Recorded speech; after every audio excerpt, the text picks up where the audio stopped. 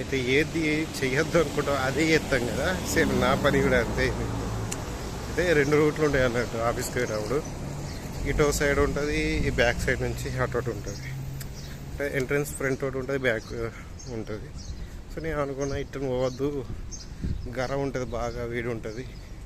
So ఇట్లా ప్రతిసారి ఇట్లా పోయేటట్టు కొంచెం టక్కన వెళ్ళొచ్చు. నేనే అనుకున్నా ఇట్లా వెళ్ళొద్దు, ఎట్లా అయినా సరే అని వీడియో చేసుకుంటూ పోదాం, ఎట్లా టైం దొరికింది వీడియో చేసుకుంటూ మళ్ళీ ఇదే రూట్లో పోతున్నాం. వల్ల తర్వాత గుర్తొచ్చింది, అరే మనం ఇట్లా పోవద్దు కదా, ఆల్రెడీ సగం వచ్చినాయి, ఇంక మళ్ళీ రిటర్న్ అటు పోయేదేముంది, చక్కగా ఓడిపెట్టాం. అయితే దీన్ని బట్టి అర్థం ఏంటంటే మనం ఏదైతే దొరుకుతుందో అదే చేస్తాం.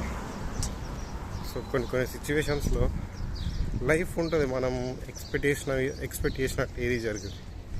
దాన్ని పట్టుకొని బాధపడద్దు అని చెప్పగలుగుతాం, కానీ బాధపడకుండా అయితే ఉండలేదు.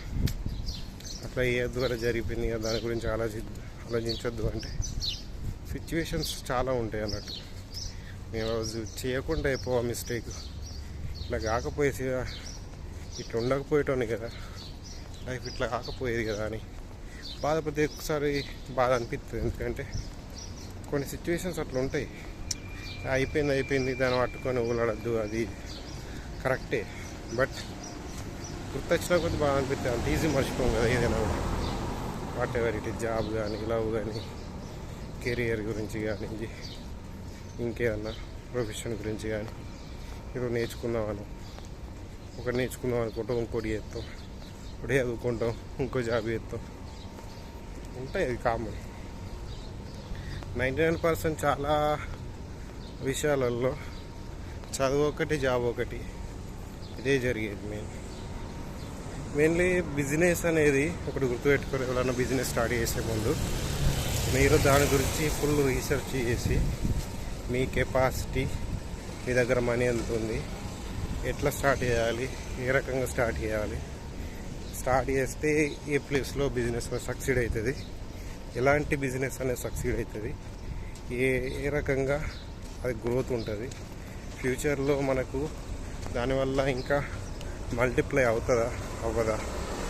సో దానివల్ల నేను పెట్టా, ఓకే 1 month ఫుల్ డిమాండ్ ఉంది, ఇంకేదైనా ఇక సాటి లేదు, ఏది కాదు, ఇక మనం తోపు అయిపోయినాం, కోటీశ్వరం అయిపోయినాం అంటే పప్పులో కాలేసినట్టే.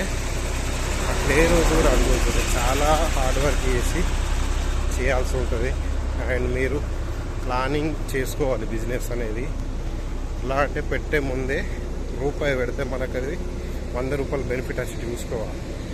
ఇది అత్యాశ అని అనుకుంటారు, కానీ అత్యాశ అని కాదు, అది మీకు బిజినెస్ అంటేనే అంత.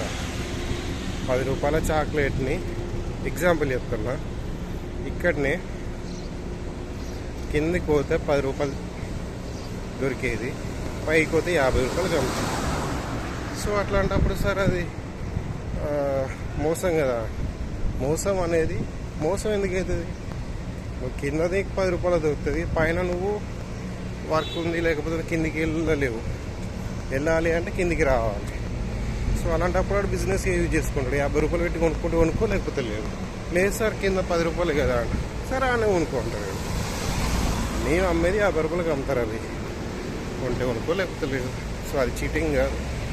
సో ఏదైనా కూడా మనకు ప్రాఫిట్ ఉండి మన లాస్ కాకుండా ఉండేటట్టు చూసుకోవాలి. ఇందులో మీకు ఏంటంటే 10 రూపీస్ తీసుకొచ్చి నేను 50 రూపీస్ సేల్ చేస్తుండు అంటే ప్రాఫిట్ ఉంది. ఒకవేళ అది ఖరాబ్ అయినా కూడా వాళ్ళకి లైక్ ఎప్పుడు ఒక ప్యాకెట్లో 50% సేల్ అయింది, 50% డ్యామేజ్ అయింది, లేకపోతే ఖరాబ్ అయింది. సో వాడికి లాస్ కాదు. సో ఈ రకంగా ఉంటుంది అన్నట్టు. మీరు ఏది చేయాలనుకున్నా కొంచెం లాజికల్గా బెనిఫిట్ వచ్చేటట్టు చూసుకున్న తర్వాతనే స్టార్ట్ చేసుకోండి. ముందే దానికి సంబంధించిన అంతా డిజైన్ చేసుకొని ఒప్పుకోవాలి. ఓకేనా? సొల్లు కాదు, పర్సనల్ ఎక్స్పీరియన్స్తో చెప్తాను.